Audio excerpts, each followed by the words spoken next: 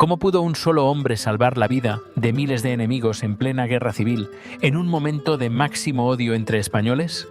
¿Por qué lo llamaron el Ángel Rojo? ¿Y cómo logró burlar a la muerte en numerosas ocasiones? Hoy te voy a contar 3 de las medidas con las que Melchor Rodríguez detuvo la barbarie y evitó la matanza de prisioneros.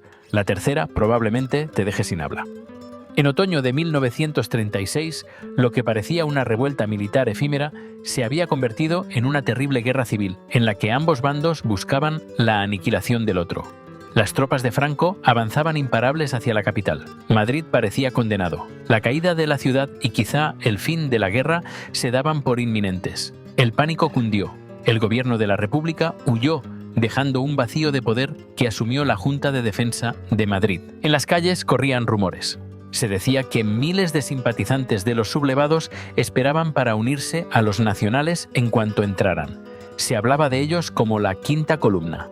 La respuesta fue brutal: linchamientos, asesinatos y detenciones masivas.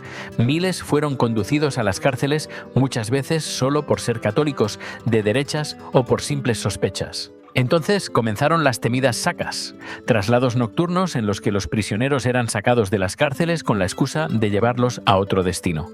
En realidad eran transportes hacia la muerte.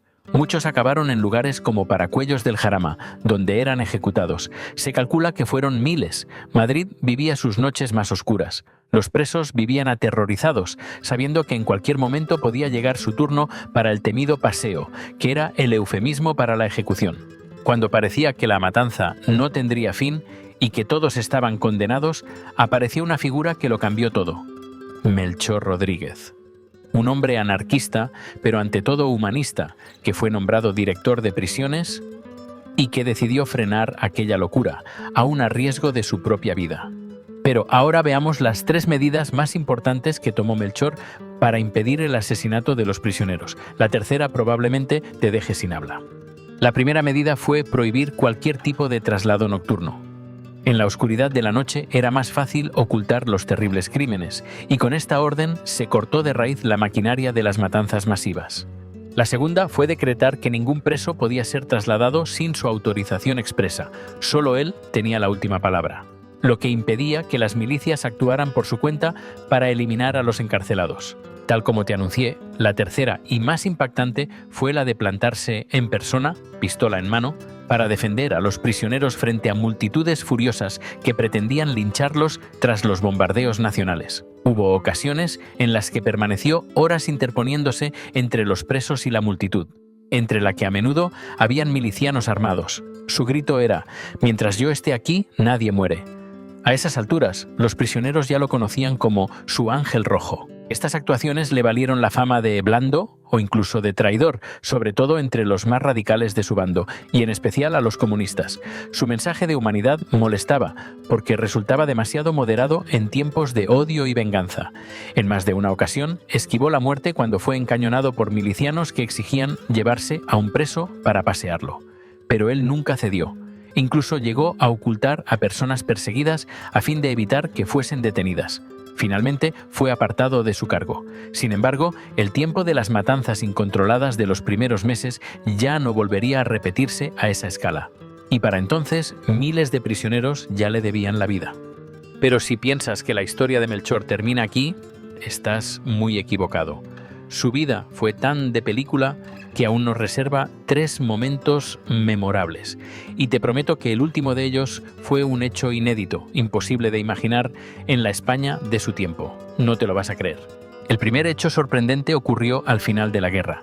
Mientras los dirigentes republicanos huían para salvar la vida, él aceptó el cargo de ser el último alcalde de Madrid.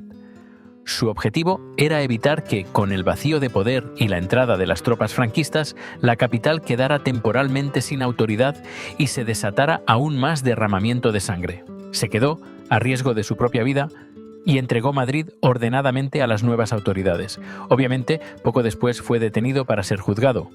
El segundo hecho sorprendente parece sacado de una película, pero ocurrió de verdad. ¿Te imaginas lo que ocurrió en su juicio? Pues que pese a todo lo que había hecho, se le pidió pena de muerte. Todo parecía fatalmente decidido para Melchor, hasta que de entre el público se levantó el general Muñoz Grandes. Testificó que le debía la vida a Melchor y presentó más de 1000 avales de personas salvadas por él. Gracias a ello, Melchor se libró del fusilamiento, aunque fue condenado a años de prisión. No recuperó la libertad hasta 1944. Y entonces llegó otra prueba de su coherencia. Con miles de personas influyentes y ricas que le debían la vida, podría haber asegurado su futuro y tener una vida cómoda. Pero lo rechazó todo. No aceptó dinero ni favores de nadie, ni siquiera un cargo en los sindicatos oficiales del régimen. Eligió vivir humildemente de su trabajo y dedicarse a ayudar a otros presos, esta vez a los de su propio bando. Siguió militando en el anarquismo y entró y salió de la cárcel en más ocasiones. El tercer hecho, como te adelanté, te va a dejar perplejo. A su muerte, en 1972, se vivió un entierro imposible de imaginar en aquella España. Anarquistas y falangistas, republicanos y franquistas, ateos y católicos marcharon juntos detrás de su féretro. Se cantó el himno anarquista y también se rezó un Padre Nuestro. Su ataúd estaba cubierto por una bandera anarquista. Aquel día no había dos Españas. Había una sola, que despedía a un hombre bueno al que miles de personas y sus descendientes debían la vida. Melchor Rodríguez solía decir: por las ideas se muere, pero no se mata. Melchor merece estar mucho más presente en nuestra memoria colectiva. Si esta historia te ha tocado el corazón, considera darle un like, suscribirte y sobre todo compartir este vídeo. Melchor Rodríguez, el Ángel Rojo, Historia de España.